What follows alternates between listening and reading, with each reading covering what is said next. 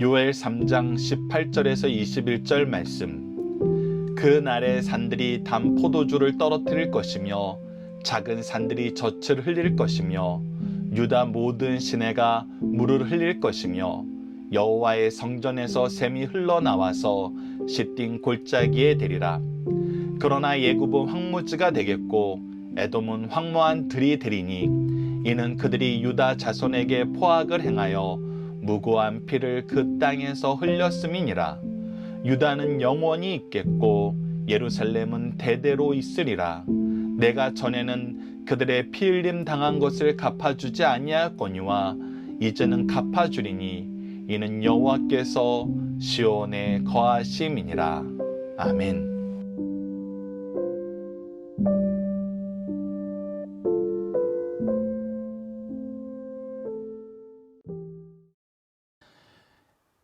안녕하세요. 승리한 산 가족 여러분, 그리고 강성성경연구원 여러분, 오늘은 요엘 3장 18절에서 21절 요엘서 마지막 말씀을 복의 근원 되시는 하나님께 감사하자라는 제목으로 함께 말씀을 나누도록 하겠습니다.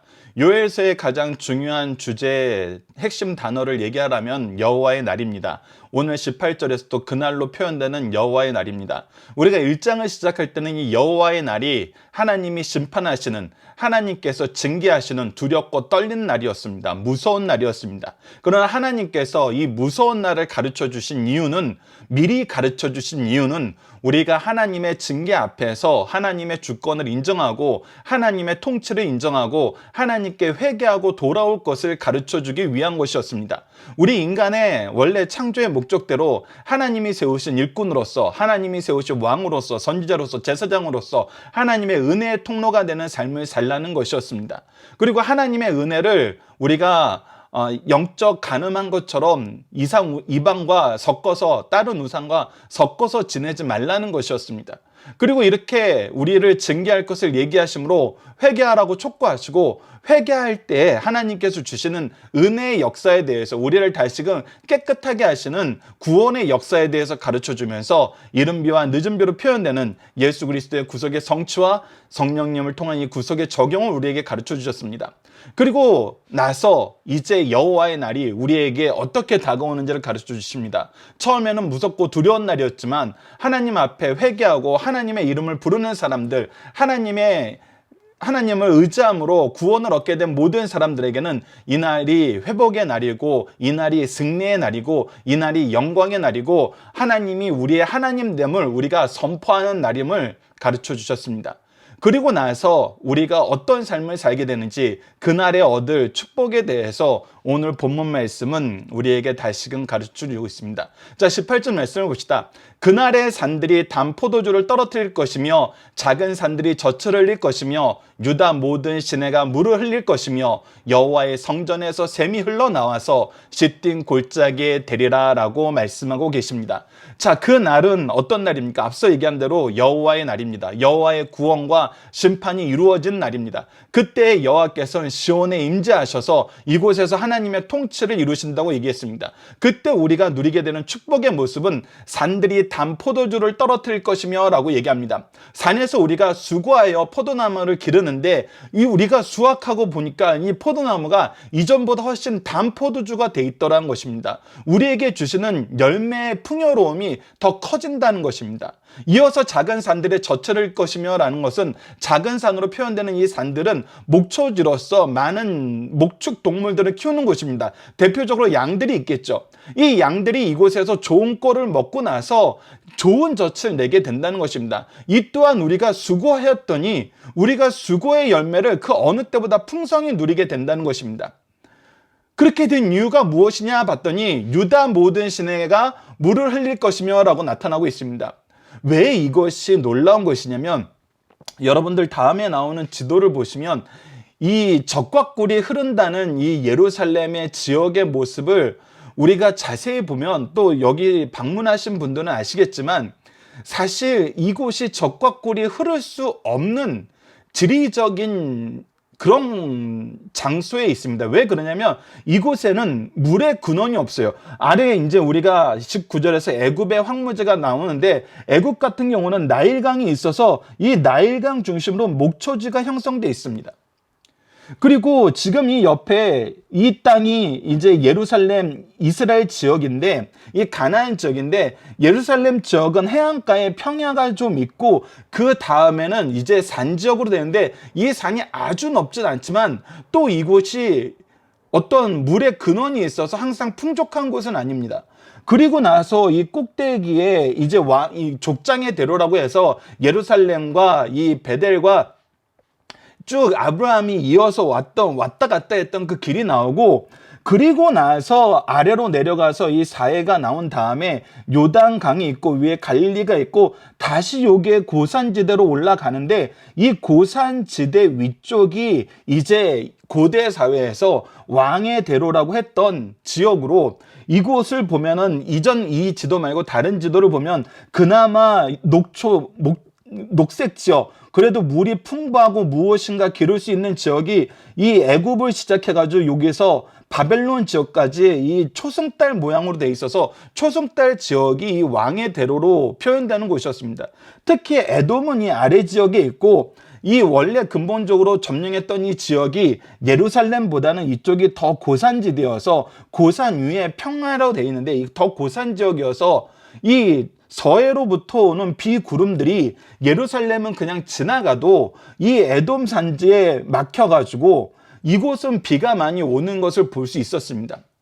그래서 이쪽에 있는 에돔, 모압 이쪽 동네가 예루살렘이 있는 지역보다 항상 고지대에 있었고, 그래서 이곳에는 이 구름으로 인한 비들이 그래도 어느 정도 뿌려줄 수 있는 지리적인 위치에 있어서 사실 그냥 기후적인 입장에서 보면은 예루살렘 지역은 물도 없고 지대도 좀 어정쩡해서 많은 비를 받기에도 어렵고, 그렇다고 북쪽에는 hermon산처럼 높아서 만년 빙하설이 있어서 거기서 물이 이렇게 공급되지도 않고, 사실 하나님께서 비를 허락해 주시지 않으면은, 이슬을 허락해 주시지 않으면은 이곳이 무엇인가 잘 자랄 수 있는 지역으로는 전혀 보여지지 않는 곳입니다.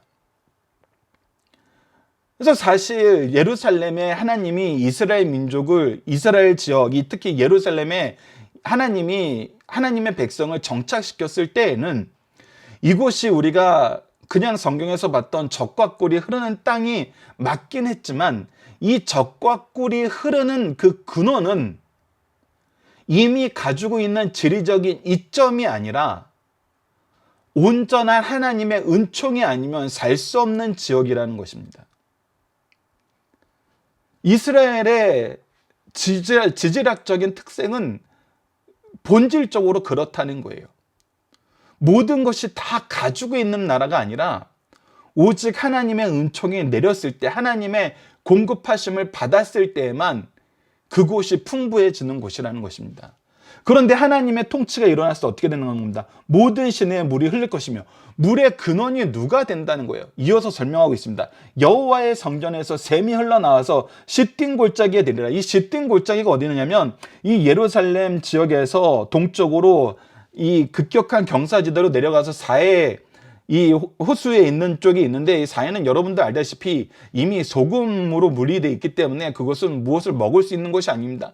그런데 그 사해 중심 지역에 있는 그 골짜기에까지 하나님께서 물을 대신다는 것입니다. 즉 예루살렘을 중심으로 시작해가지고 하나님이 사방을 풍성하게 하시는 물의 이 공급을, 생명의 공급을 허락해 주신다는 거예요.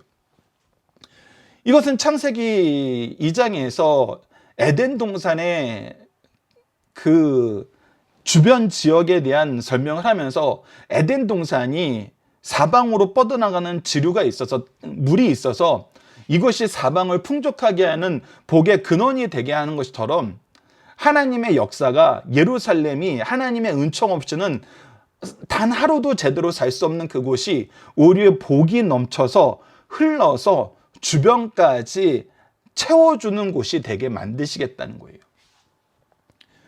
그러면서 반대의 상황을 겪게 되는 것이 바로 19절입니다. 그러나 애굽은 황무지가 되겠고 에돔은 황무한 들이 되리니, 자 보십시오. 애굽은 지정학적으로 너무나 풍부한 곳이에요. 다 가진 곳이에요.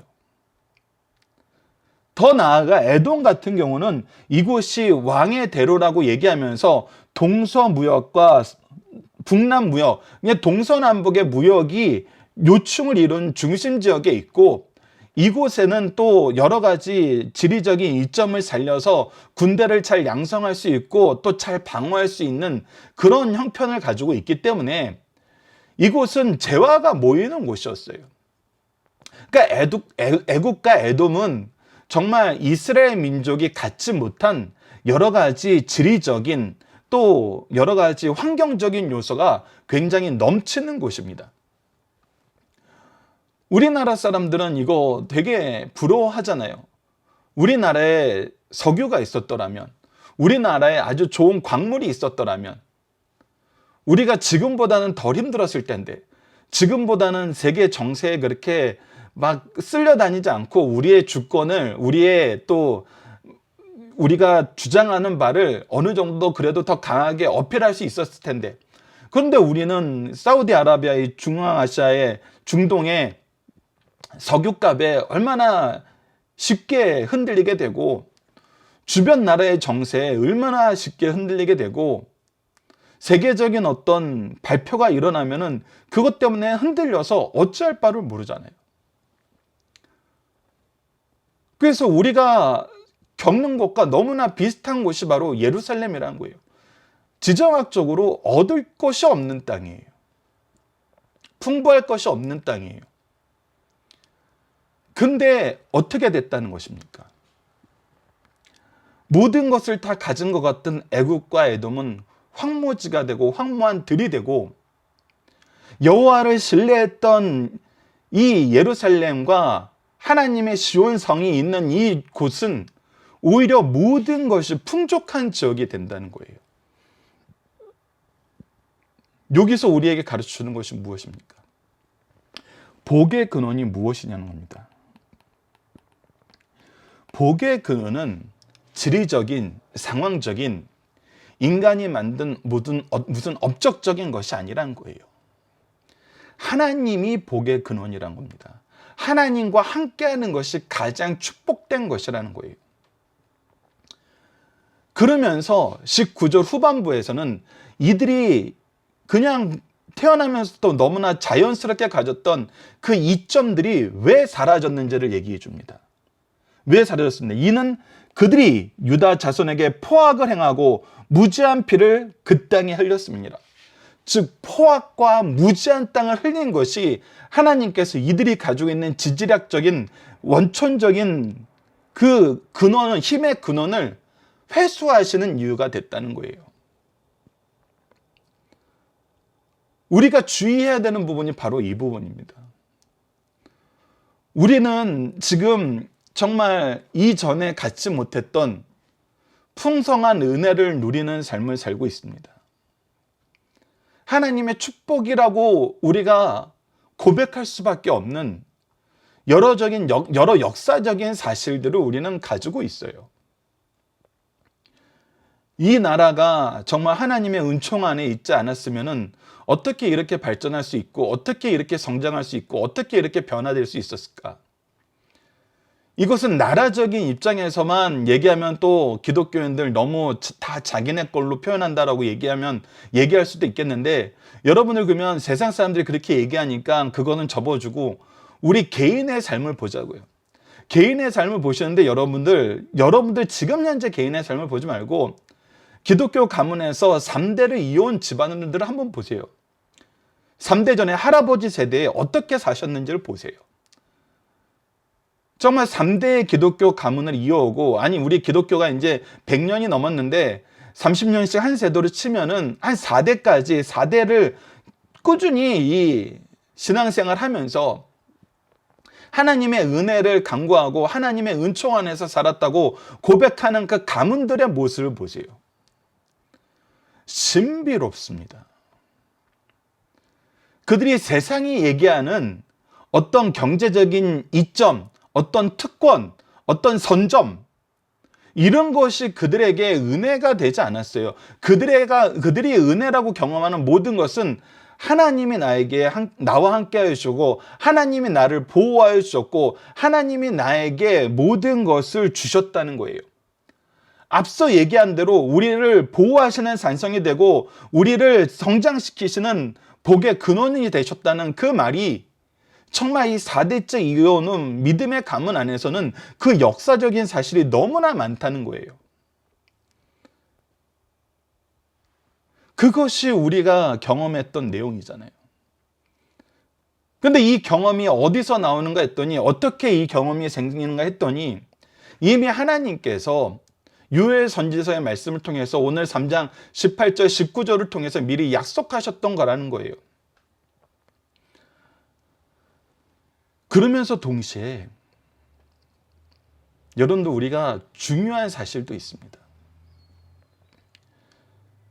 믿어 은혜 안에 있던 사람들이 오히려 포악을 행하고 무지한 피를 흘리는데 앞장섰던 사람들도 있어요. 여러분들 그 가문도 잘 보십시오. 그러한 사람의 일생도 잘 보십시오.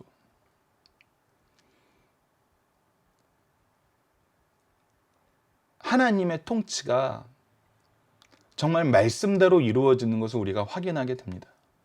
자, 20절 말씀을 보시죠. 유다는 영원히 있겠고 예루살렘은 대대에 있으리로다.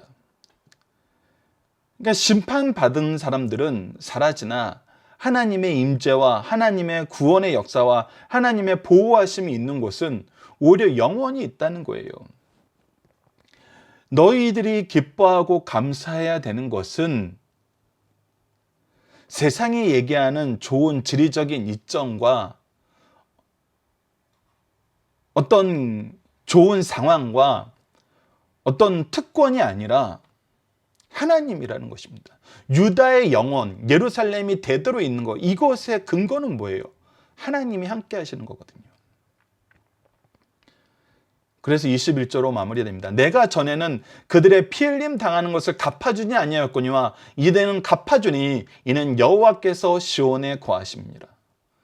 이제 하나님이 재판관이 되셔서 하나님께서 공의롭게 다 심판하신다는 거예요.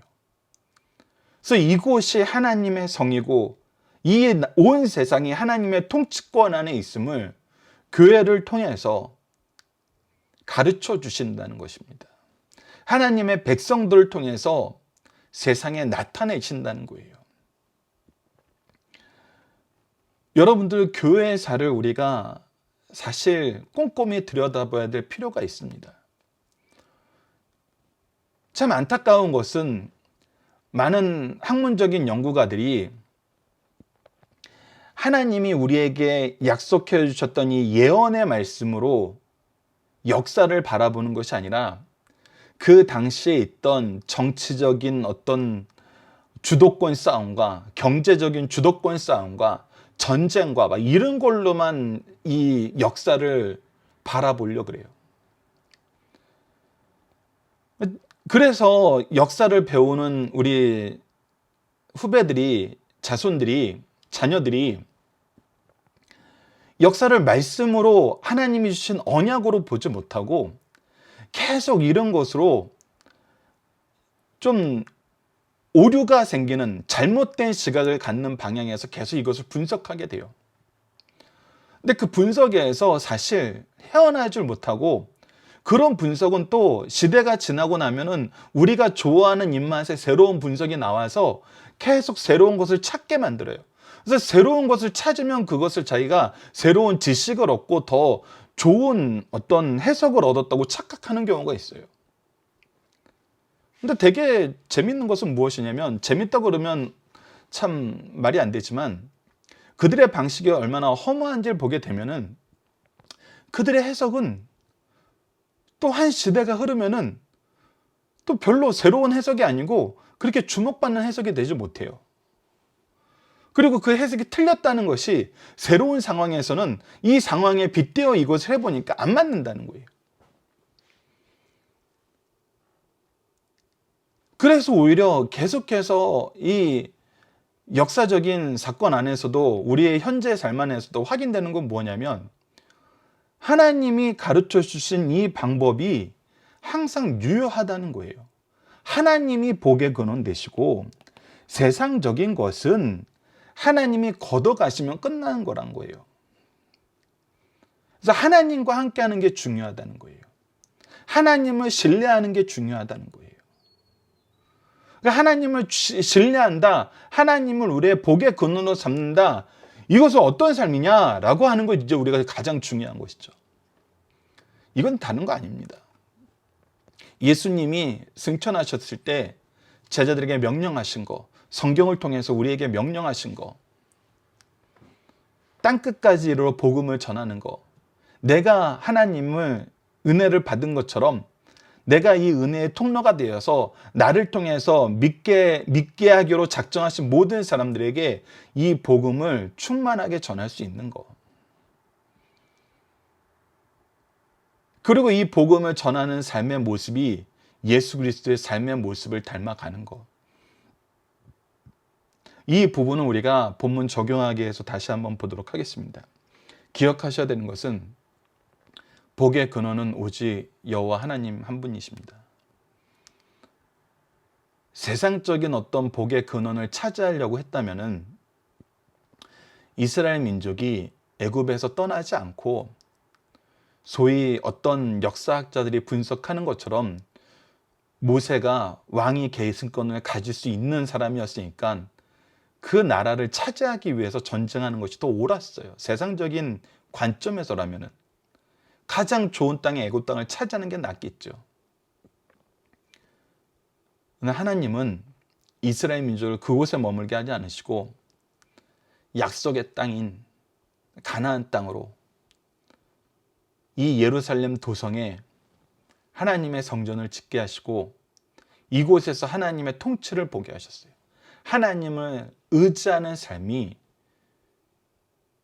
하나님을 복의 근원으로 여기는 삶이 참되의 삶이다. 승리의 삶이다. 생명의 삶이다. 이것을 가르쳐 주셨다는 것입니다. 본문 묵상하기를 보도록 하겠습니다. 여호와의 날에 교회가 보여주는 모습은 무엇입니까? 단 포도주, 점, 물, 싯딩, 골짜기의 의미는 무엇입니까? 바로 우리가 수고하는 그 곳이, 우리가 있는 그 곳이 하나님의 은총으로 가득 찬다는 것입니다. 우리의 수고의 열매가 이전에 맺었던 열매보다 훨씬 좋다는 것입니다. 그리고 이 수고의 열매가 풍성이 많아져서 주위에까지 퍼져나간다는 것입니다. 두 번째, 지역적인 면에서 예루살렘과 애굽 및 에돔의 차이는 무엇입니까? 그곳이 정반대의 결과를 보이는 이유는 무엇입니까? 앞서 지도를 통해서 우리가 잠깐 나눠봤던 것처럼 지리적으로는 단 포도주를 내고 젖을 흘리는 이 모든 것이 있고 물이 넘쳐 흐르고 이 생명의 근원이 있는 곳은 애굽과 에돔이 예루살렘보다는 훨씬 좋습니다. 근데 반대 현상이 나타나는 것이죠. 이것은 무엇을 가르쳐 준다고요? 다시 한번 얘기하지만 복의 근원은 하나님이시라는 것입니다. 더군다나 애굽은 황무지가 되고 에돔은 황무한 들이 되리라는 걸 통해서 이들이 우리는 영원히 가질 거라는 이 복의 근원이, 자기네들의 힘의 근원이 하나님이 걷어가시면 어떻게 된다? 사라질 수 있다는 거예요. 사라진다는 것입니다. 그래서 오히려 하나님과 함께하는 곳이 영원히 있는 곳이에요. 하나님과 함께하는 곳이 승리하는 곳이라는 것입니다. 그래서 승리의 유무는 어디 있습니까? 바로 하나님께 있다는 것입니다. 하나님의 통치에 있다는 것입니다. 하나님의 임재에 있고 하나님이 우리와 함께 하심에 있다는 것입니다. 본문의 중심 사상을 보도록 하겠습니다. 첫 번째, 죄를 회개함으로 하나님께서 주시는 축복을 남김없이 누리는 성도들이 되자는 것입니다. 하나님은 우리가 받고 누리기 원하는 것보다 더 많은 것을 준비하시고 자기를 비워 깨끗하게 한 자, 회개한 자에게 영육간에 넘치도록 주십니다. 그 신뢰가 우리의 가정과 교회의 일터입니다. 분명히 우리 가문의 역사를 보면은, 하나님을 신뢰하고 의지하는 가문의 역사를 보면 이것이 분명히 드러납니다. 여러분들 정말 이거는 간절하게 부탁드리고, 여러분들이 이것을, 믿음의 가문들은 이것을 정말 기록에 남기셔서 자녀들에게 반드시 가르쳐 주셔야 돼요. 3대의 역사만 봐도 하나님을 신뢰하고 의지하는 사람들이 어떻게 승리하였는지를 우리가 확인할 수 있다는 거예요. 오늘 우리는 하나님께서 주시는 축복을 충만히 받아 누릴 뿐만 아니라 이웃에게 하나님의 것을 전달하는 통로가 될 것을 가르쳐 주신 말씀이에요. 그래서 세상 사람들은 자기들이 많이 가짐에도 불구하고 우리 것을 뺏으려고 하지만 우리는 복의 통로가 되신 하나님을 통해서 우리가 가진 것이 없어도 사람들에게 나눠주는 삶을 산다는 거예요. 복의 근원의 일꾼의 삶을 산다는 거예요. 이것이 세상이 가지는 개념과 기독교인들, 성도들이 가지고 있는 삶의 개념이 완전히 다른 이유입니다. 두 번째, 강할 때 남을 압박하고 괴롭게 하면 약해지고 소멸되나 하나님을 영원히 의지하는 자는 대대로 변형한다는 것입니다. 주의 백성들을 괴롭힌 대표적인 나라로 애국과 애동을 들면서 그들에게는 하나님의 심판이 있어 번영하지 못할 것을 말씀하십니다. 그러나 괴롭힘을 당한 유다와 예루살렘은 영원히 대대로 번영하게 된다는 것입니다. 하나님의 품을 떠난 자가 율법을 어기면서라도 세상 것에 몰두하며 승리할 듯 보이지만 전혀 그렇지 않다는 거예요. 그래서 앞서 말씀드린 대로 하나님의 은혜 안에서 잘 자라던 가문이 어느 날 이 하나님의 은혜를 벗어나서 오히려 착복하고 무지한 자를 피해를 흘리는 것을 기뻐하는 삶을 살면은 오히려 하나님의 징계가 있을 뿐이란 겁니다. 그래서 오히려 손해보는 듯 하지만 진리 안에 사는 자가 이 세상에서도 영적으로도 결국 승리한다는 사실을 보여주는 말씀입니다. 세 번째, 요엘서의 예언은 요한계시록에서 완성됩니다. 요엘서의 메시지의 핵심은 여호와의 날입니다. 여호와의 날은 어느 시대를 막론하고 열국과 죄인들에게는 크고 두려운 심판의 날이요 선민들에게는 기쁨과 영광의 날입니다. 여호와의 날은 요한계시록의 최후의 심판을 통해 온전히 이루어지게 됩니다. 그러므로 요엘서의 여호와의 날은 요한계시록의 최후의 심판의 날에 완성됨을 우리가 알 수 있습니다. 자, 본문 다지기를 보도록 하겠습니다. 첫 번째, 하나님은 이스라엘 백성을 애굽에서 어떻게 해방시켰습니까? 애굽은 황무지가 되고라고 했을 때 애굽이 어떻게 황무지가 됐어요? 우리가 출애굽에서 보면 하나님께서 바로와 애굽을 치셨어요. 직접 치셨어요. 심판하셨어요. 심판을 통해서 그들이 황무하게 됐습니다. 그들이 아주 어렵게 됐어요. 이것을 통해서 우리가 기억해야 되는 것은 모든 주권은 하나님께 있고 다시 한번 강조하지만 복의 근원은 하나님이시라는 겁니다. 하나님께 순종할 때 우리는 하나님을 통해서 복받는 삶을 산다는 것입니다. 우리가 하나님께서 먼저 선택한 일꾼이나 나라에 대해서 그래서 우리가 시기하거나 미워해서는 안 되는 게 무엇이냐면 하나님을 믿고 의지하는 사람들의 삶 속에서는 우리를 위해서 준비하신 하나님의 일꾼들이 우리보다 먼저 은혜 받은 사람들이 항상 무엇을 위해서 준비된 사람이냐면 우리에게 베푸실 하나님의 은혜를 주기 위해서 준비된 사람이라는 걸 깨닫게 된다는 거예요.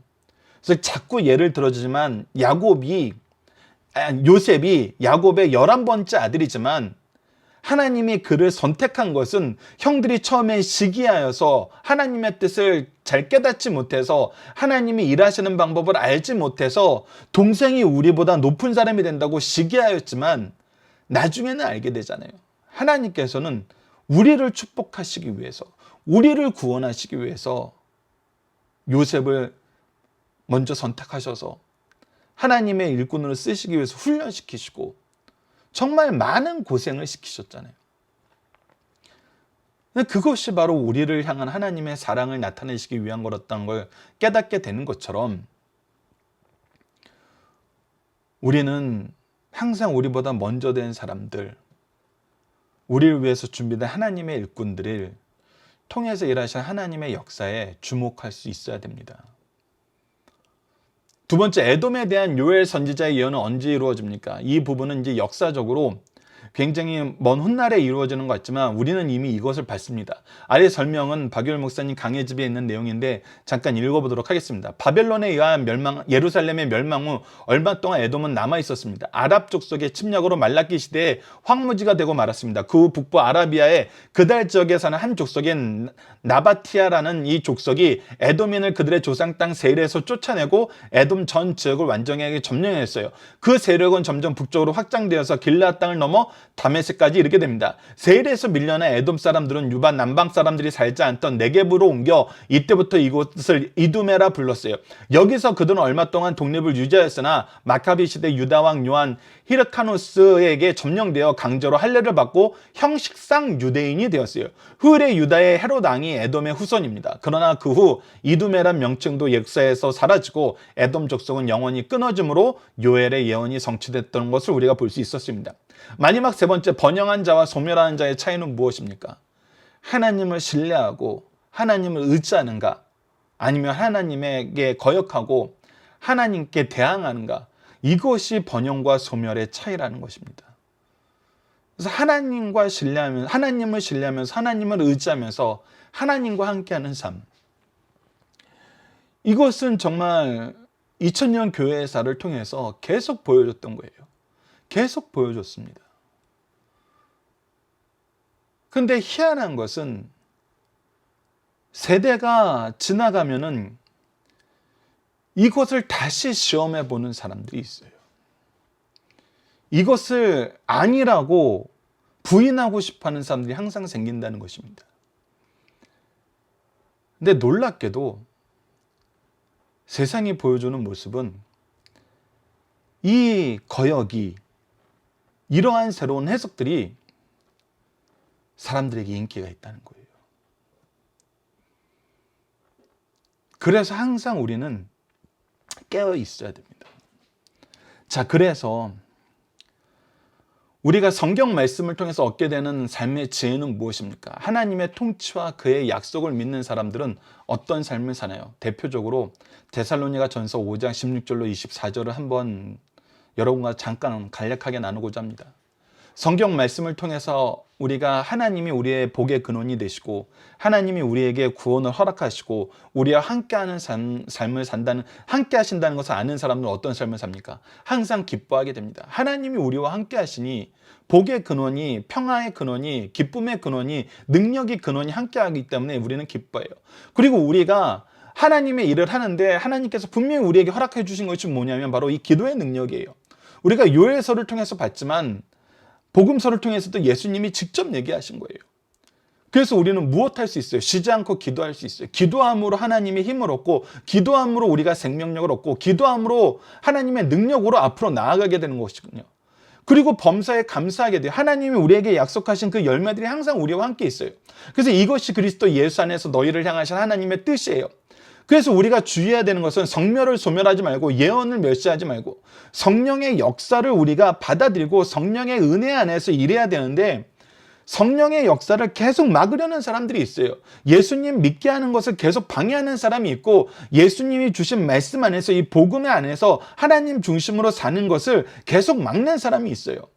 이런 사람이 성령을 소멸하고 예언을 멸시하려고 시도하는 사람이에요. 근데 이것은 어떻다는 거예요? 다 헛것이 된 거예요. 헛된 것이 된다는 거예요. 미련한 것이란 거예요. 어리석은 거란 거예요. 오히려 심판을 자처하는 것이란 겁니다. 그래서 어떻게 하는 거예요? 범사에 헤아려 좋은 것을 취하고 하나님의 은혜로 거룩함으로 이끄시는 그 좋은 것을 우리가 좋아해야 됩니다. 하나님이 기뻐하시는 걸 기뻐하고 하나님이 우리를 채워주시는 것을 신뢰하면서 그 안에서 우리가 살아야 돼요. 그래서 악은 어떤 모양이라도 버려야 됩니다. 우리가 하나님의 일꾼의 삶을 산다는 것은 악을 짓지 않고도 하나님이 우리와 함께 하심으로 이 세상을 이기는 거예요. 그래서 평강의 하나님이 친히 너희를 온전히 거룩하게 하시고, 하나님이 우리를 친히 온전히 거룩하게 하여 주시는 거예요. 하나님이 우리를 거룩함으로 이끄시는 삶, 거룩함 안에서 살 수 있도록 보호하시는 삶, 거룩함으로 나아가게 하시는 삶을 우리가 경험하고 세상에 드러내는 삶을 사는 거예요.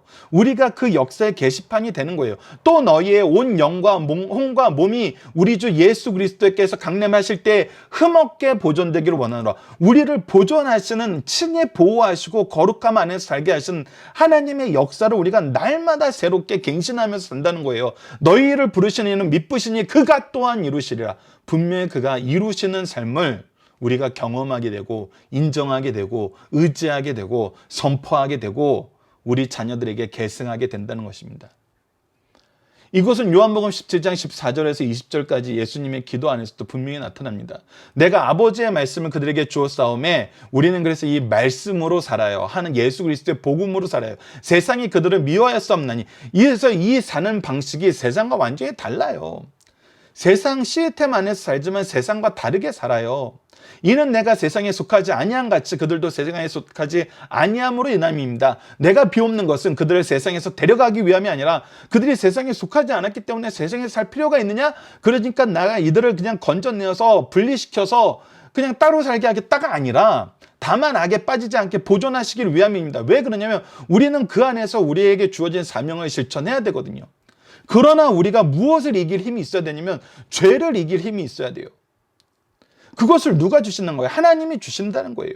예수님이 이를 위해서 기도하시고 우리에게 이 힘을 부어주신다는 거예요.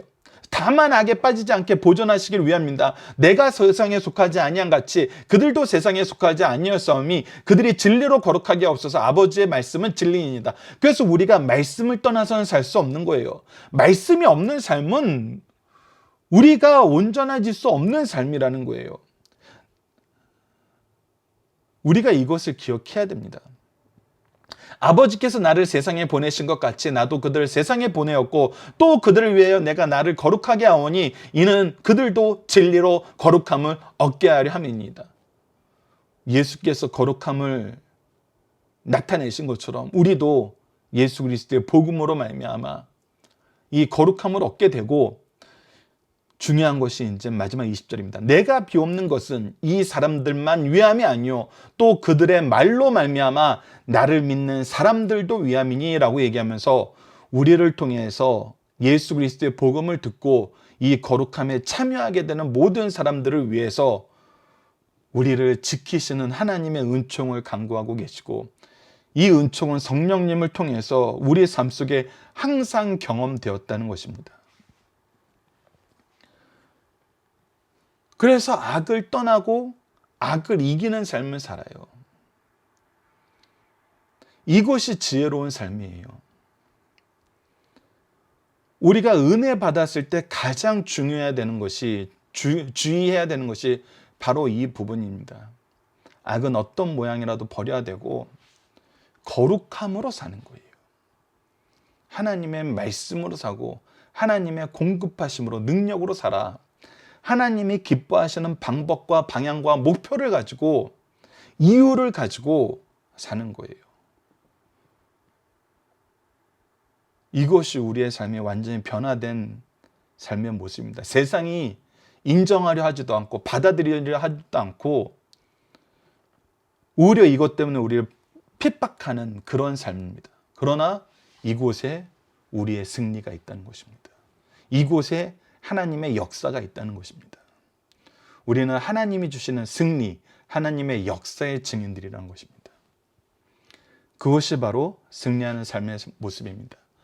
이번 주 공동 기도 제목은 우리를 향한 구원의 역사, 회복의 역사, 그리고 공의로우신 심판의 역사가 오직 하나님의 뜻 안에서 이루어짐을 깨닫고 하나님을 인정하고 의지하는 삶을 살게 하여 주소서입니다. 오늘 본문 말씀을 통해서는 우리의 삶의 방향이 악을 해결한다고 하면서 악으로 악을 대하는 삶에서 벗어나게 하여 주소서. 우리의 악은 어떤 모양이라도 버리고 거룩하게 하시는 하나님의 은혜 안에서 오직 선을 행하는 데 지혜로운 삶을 살게 하여 주소서. 죄를 징계하시는 일은 하나님께 맡기고 의로운 삶을 위해 충성하는 삶을 살게 하여 주소서 기도하는 우리 승리한 상 가족 여러분들, 강성 성경 연구원 여러분 되길 기도합니다. 감사합니다.